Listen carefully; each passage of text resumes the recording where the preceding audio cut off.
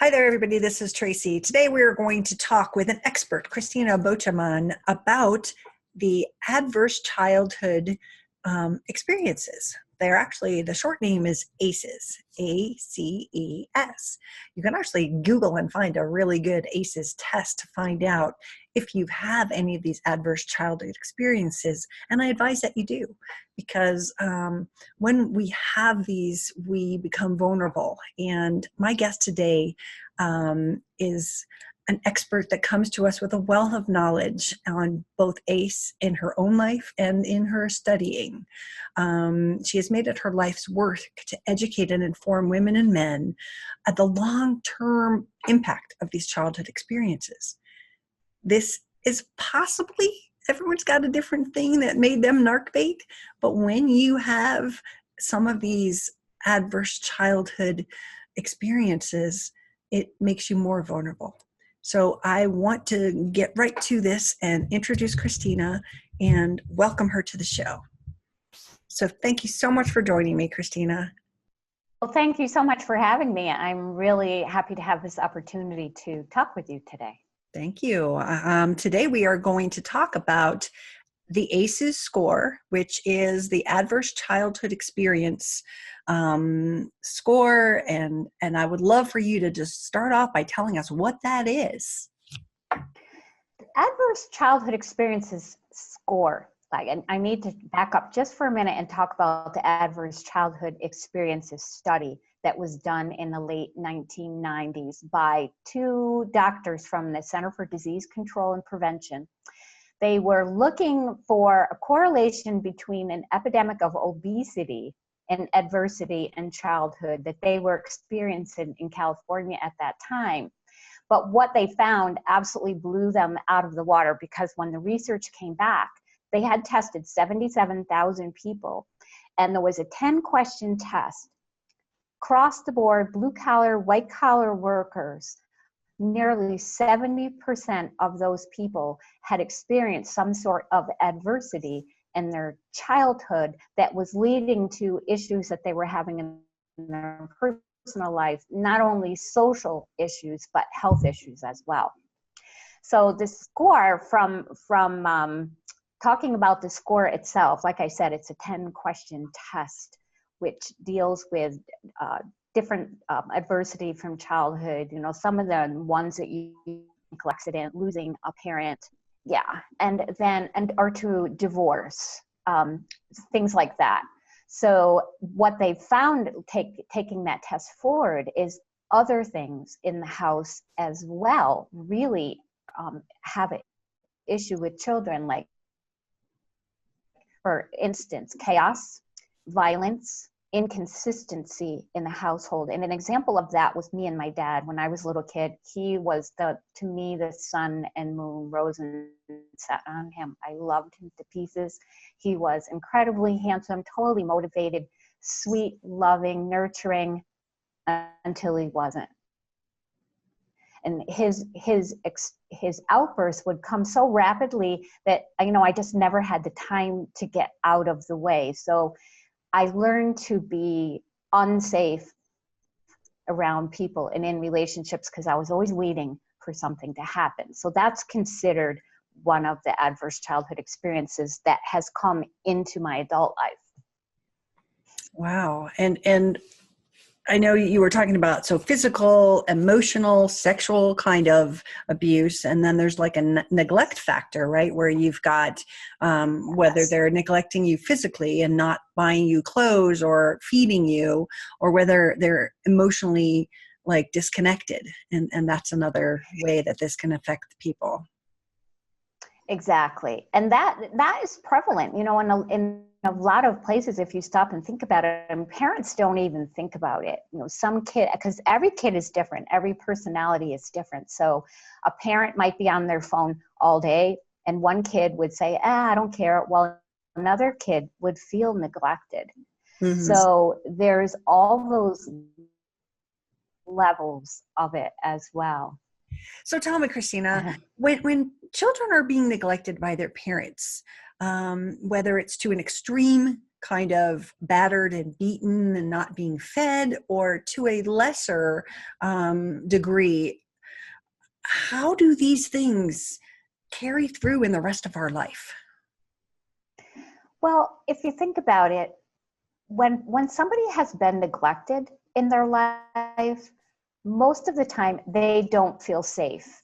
They never feel quite safe on the earth. They never feel like things are going to be comfortable for them. I was just having this conversation with my sister 10 minutes before I got on the phone. She said, "Why is it I still just can't feel safe?" And that is a very powerful thing, because not feeling safe in our bodies, we can't feel safe in our jobs. We don't feel safe in our relationships. I mean, of course, everybody's different, but as a general rule, it's kind of human nature. Like, we need to feel safe. We need to feel secure in who we are, and that the people around us have our best interest at heart. Yeah. So when our parents don't make us feel safe, I know a lot of victims of narcissistic abuse also, have the same sort of not feeling loved from their parents, and all of these kind of things. But how does that make us choose the wrong person? Because we're talking about narcissistic abuse here. And I know there's a tie. I live the tie. You live a tie. We know that having these experiences and this feeling of inadequacy in our childhood, it makes decisions for us in our life later on that aren't always healthy. Want to talk about that? Yes, I would. This is something I kind of figured out for myself, just looking at my own behavior and people that I've talked to and people that I've met. We are used to what happened to us when we're children. Again, I'm going to back up just a little bit and talk about what Dr. Bruce Perry talks about with the brain wiring itself. Because if you think about it, when we come in everything, they're sponges. We have to learn language, social norms, our place in the family, basically how to be a human being. So the people that are surrounding us are teaching us everything that we need to know. And our brains are wiring in behavior patterns. Some people call them coping mechanisms if it's something a little bit more negative, but basically it's a behavior pattern. It's like a rut on the road, and you keep driving down that same rut because you're familiar with it. You're not only familiar with it, you're comfortable with it. I'm going to give you a quick for instance with this. And this is one thing, and I talk about this in my book, and there's a chapter in there called Again, Really, when I found myself falling into a relationship with the same kind of guy I had just left the relationship from. In that particular case, it was, I was used to, because my dad was explosive, I was pretty good at diffusing him. And I prided myself in that. I was comfortable in a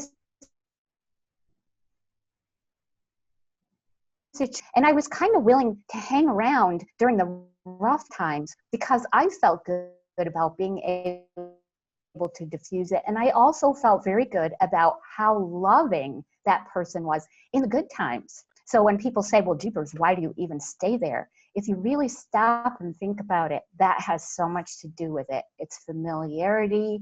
It's a behavior pattern that's been wired in, and it takes time and consideration. It's a matter of thinking about it, really thinking about it if you want to change it. Yeah. And I think that when we get used to that type of behaviors, it is familiar, it is safe, because the unknown, I mean, we think that, we might not even think this is bad. We know how to cope with it. But as it gets worse and we get involved with other people, I think that having this almost on our back, if you would, if you had an alcoholic parent or an abusive parent or an emotionally unavailable parent, you get used to that kind of behaviors. So you're set yourself up for that. But I think there's also a part of me that says that when we are telling this story to the new person, we're actually giving them the keys to the car to understand what we've tolerated before, right? Exactly. And if somebody is, like in this case, a narcissistic type of person, they're going, ooh, I know. yeah, here's that candidate. Oh, baby, bring it on. No, I Because know. they're like, this is somebody that's going to quote unquote put up with me. But of course, they don't think of it that way because that's not how their personality works. But that's what's going on in the back of their mind, which is fascinating, isn't it? It's like, oh my gosh. Yeah. I mean, they see opportunity in anything that we've been through in our past. They see opportunity. So if we've had a husband that cheated 100 times and we took them back, they see opportunity. They won't portray it that way. Of course, they're going to come out the gate, oh, you poor thing. Oh, that must have been so horrible. They'll be so empathetic, and they'll win you over with that kindness that you didn't get when your husband cheated 100 times. So then, but at the same time, their brain is processing, awesome, I can get away with this, or I can see that her abandonment wounds from her childhood are something I can exploit. I think they're always like calculating in the background when we have these type of vulnerabilities. I agree. And like I said, I don't think that in most cases they're really thinking about it because, again, they're sort of like on autopilot. This is what they saw. Right. This is what, their life has been up until then. And they're saying, okay, here's another opportunity for me to not have to grow and be comfortable being the person that I've always been. Right. So that's when it comes in and it talks about, when people talk about the mirror, like your relationship, the person that you're with is the mirror of yourself. Mm-hmm. That took me the longest time to understand because I would say, no way. Yeah. I am not like that. And I still struggle with that sometimes because I'm like, well, I don't really see myself as like, I'm obviously not a narcissist, but that, what was it about me that relationship was showing me that I wasn't seeing, that I hadn't understood until I was in there again. And it really takes awareness. It takes stopping and thinking about, why am I here? Why am I still doing the same thing again? Like that man that I was just telling you about that I started dating after my second husband left.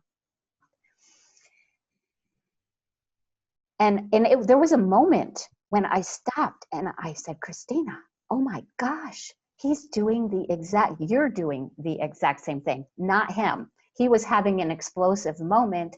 And I sat down with him and I said, look, okay, drop the voice, calm down. This is nothing we need to be concerned about. We can talk it out. We can figure it out. And I was like, kind of slapping myself in the back of the head, like, what are you doing? That way. Yeah, I'm just going to slap me for you because like, what am I doing? And I remember even then, it still took me like another couple of months to finally walk away from it because I kept thinking, well, maybe that was just a moment. And I really do like him. He's got all these other really good qualities, because that's something that I noticed about myself too, was I would look at the good qualities, and I think so many of us do this, and just say, oh, the other part's not so bad because he's got this. He's really kind to me when he's being nice. Right. Or, for people that like gifts, he had a really bad couple of weeks, but then he brought me flowers and he bought me this beautiful bracelet, and he really does love me because that's what we believe. Right. And once I kind of got out of it, I said, whoa, all the times I was manipulated by things that I needed, because for me, I always needed lots of hugs and lots of reassurance that, that they did love me. And for me, it's always been touch. Right. 5 love languages. She's a touch. That book changed my life. Yeah. That book changed my life when I found it, because I said, wow, this all makes so sense. And because I'm analytical, like, getting back to the book for 1 second, I tell a whole series of stories, and then I analyze after each story. I analyze the stories to pull out the healing messages for people so that they can read it and say, oh, that's a really nice story. It's entertaining. And then here, this is what I learned by looking at it. And when I came across the 5 love languages, I felt the same way. I was like, whoa, there it is. There I am. that's what I need. So when I started dating, I started noticing in people how they would respond to certain things, and that I would have the conversation with them then too, because I'd say, this is important. I'm a toucher. Yeah. Yeah, that's good. So obviously you had some wounds from your childhood. Is that what like brought you to write your book? Want to tell us about the book? Because we kind of dribbled into it, but let's really do a full on. Here's what the book is. Yeah. Well, the book, it's really interesting because it's not the book I set out to write. What I wanted to do, I just like to help people. And I was writing a series of stories about my life because I know my life, and I love writing. I've always been a writer, and I always would analyze stories, things would happen, and then I would tear into it and say, oh, I wonder why I reacted that way, or this is something that I learned from it. This is something that someone said. But as I got into it and I was starting to tear into the stories, I was like, I don't know if these are any good. And I sent them off to a friend of mine who read them, sent them back, and said, I have some ideas for you. And as we got into it, she said, I think you're dealing with childhood trauma. And I said, no, I'm not. I had a wonderful life. I grew up on a farm with cows and horses and dogs and cats. There's nothing traumatic in that at all. But it got me thinking, because she wasn't the first person to have ever said that to me. And that's when I started researching, and that's when I came across the adverse childhood experiences. And the title of the book is Let My Legacy Be Love. And it's like a story of discovery and transformation, because through looking at my stories, I feel like a different person. And it is tracing adult issues to childhood hurts. And I use my own story as an example of what anybody else can do by looking at their stories, what they can uncover that they, like for me, I just really didn't know. I needed another perspective. Couldn't think of the word all of a sudden. It happens. Yeah, even for an author.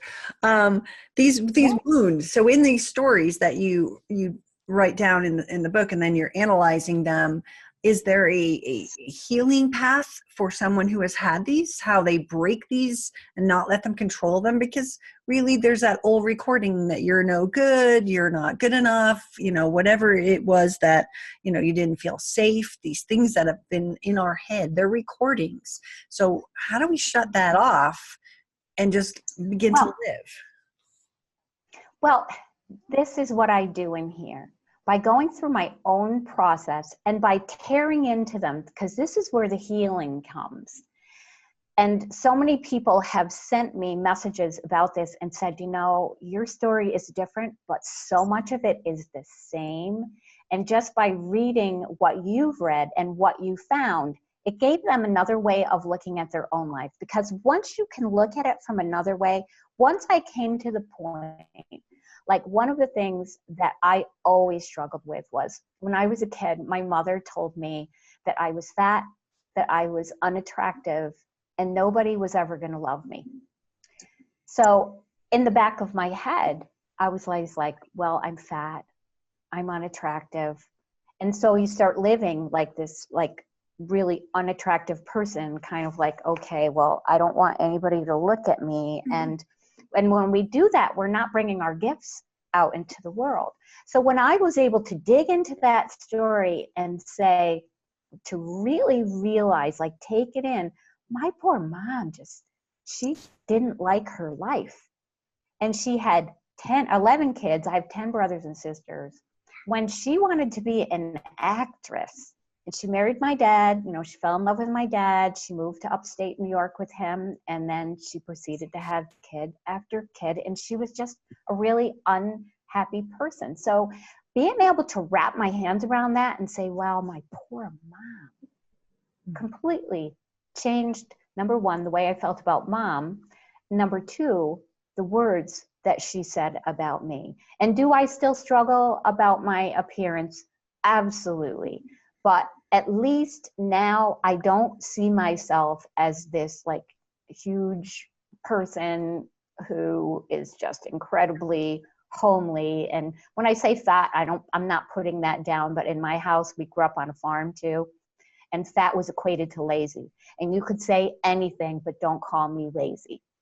Wow. So there's Yeah, so there's all these type of issues that came out of telling my own story and tearing into it that way. And it's my hope, and so far it's been paying off pretty well with people, for them to read it and say, wow, I had a really similar experience. How can I look at this differently? And the cool thing about it is, it's like I go through childhood up to like 18 years old. And then I start in adulthood after my second marriage ended, and I was taking it forward. Okay, now that I know all this now, let me bring this into my life and see, how do I make a different decision about a relationship? Because for me, it was about relationship. I was really successful in business because I loved working in a team, and I have leadership, just natural leadership abilities, probably from coming from such a big family and being one of the oldest. So for me, it was all that personal experience. Like, I just really wanted to have a successful relationship in my life, with women as well as men. I struggle in authentic relationships with women as well, for a lot of the reasons that I talk about in the book. Wow, that sounds absolutely fascinating, and I'm totally gonna get one because Cool. I can see. I actually printed out all these little things of all of the ACEs little things, and I was like, check, check, check. And I know they're my vulnerabilities, and I know that they are recordings in my head. My parents always told me that I was the stupid one because both my sisters have masters. Well, they're both homeless, and I'm the one with the job and career. So it's a little confusing, but I was just that was the scapegoat. That was their role, and childhood roles. That's what I got. And I held it so long. And, in learning all about this, I have I've come up with a thing that I use all the time, that what is the proof and evidence that you're not smart? And then I say, well, the proof and evidence is, look what I've done. What is the proof and evidence that you're not lovable? Do you have friends? Yes. Do they bring you chicken soup when you're sick? Yes. All right. So you're lovable. People can love you, right? So you look at whatever it was and you start to analyze, well, is that true? Am I fat and ugly? Well, no, I am beautiful no matter what I look like. And that was the thing. If they are telling you you're fat and ugly, then you perceive yourself as that. And it's like you walk into a place and it's you don't see yourself in the mirror as you are, because you're always less than. So when you learn that, it really does help you change your life. I remember one time catching a glimpse of myself in the mirror. This must have been about 10 years ago. And it was just like a glimpse. And at the time I was going through a lot of stress. So I knew I was bony, and I would think, how come I still just see myself as like round? And I remember catching a glimpse of myself and thinking, who's that? And it was me. And I was like, whoa. But then, 2 weeks later, I was right back, because it was so, I was telling somebody yesterday, it's sort of like, I think I said this earlier, you're driving on a rut and you're stuck in that rut, and you have to train yourself to move to a different place on the road and start patterning in a different thought process, one that is new for you, because that little voice in your head, a friend of mine said to me not too long ago, and I just want to share this because I thought it was so good.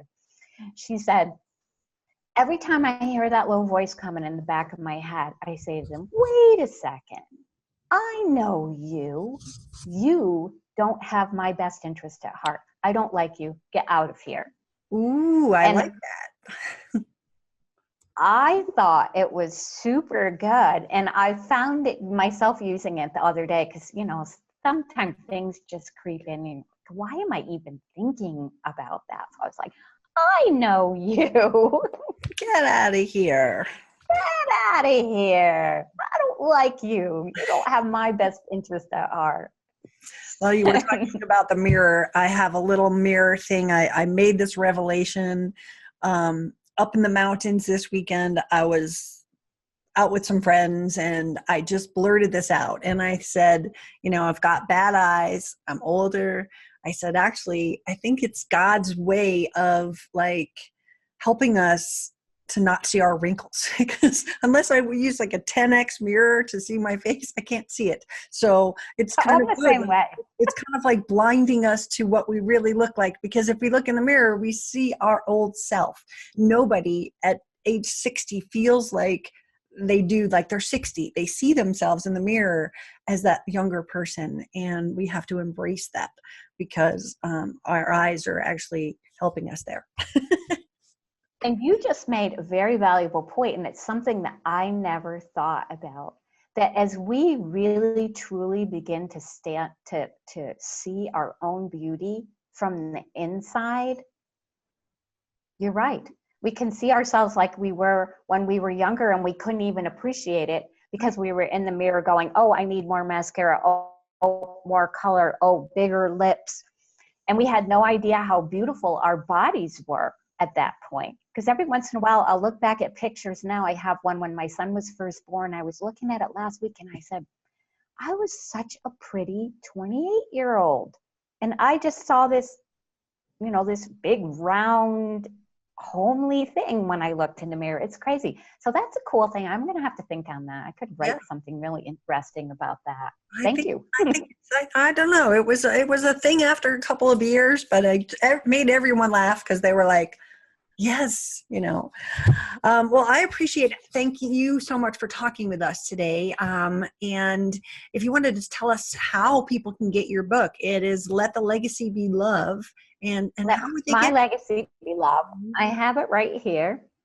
Okay. This bird, it's really interesting, is about transformation. And I only recently found that out. The swallows were really important in my life when I was a kid.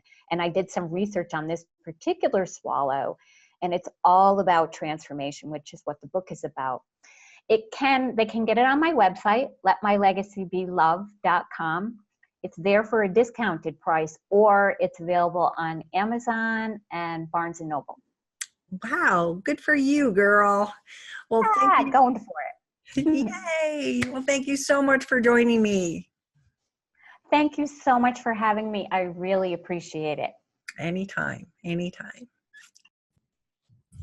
Wasn't that great? I knew that you guys would love her. She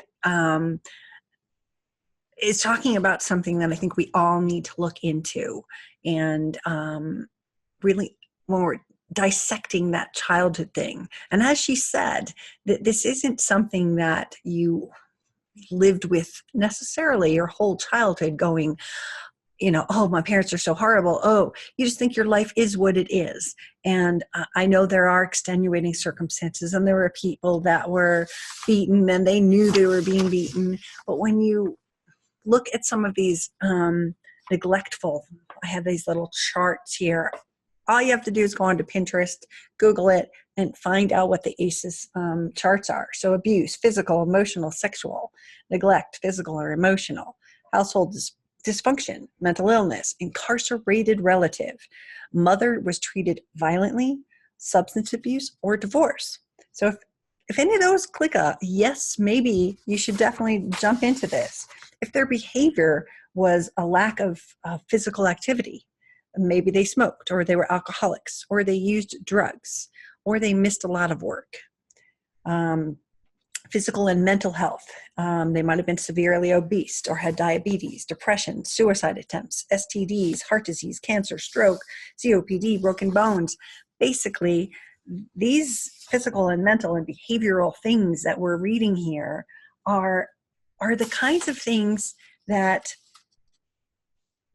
can lend themselves to not caring emotionally for their children, not telling them they're worth it, they're loving, they're kind, they're safe.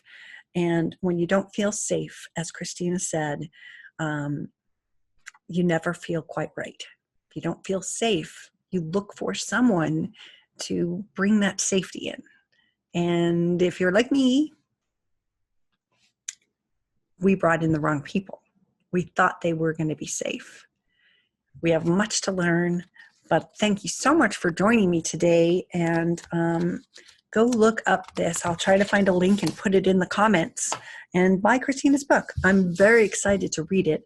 and see how she dissected those stories, because that's exactly where I am in my stage of my recovery, is to sit there and take a memory and unravel it. What did it mean, and where did it come from, and am I holding on to it? You know, I want to say these things, people are like, oh, you poor wounded bird. No, these are things I'm looking back at. My life is good and happy and fine, but I'm looking back so that I don't make another mistake. So I encourage you to do that. This is Tracy. If you need more information, visit my website, narcissistabusesupport.com, and have a great day. Thanks.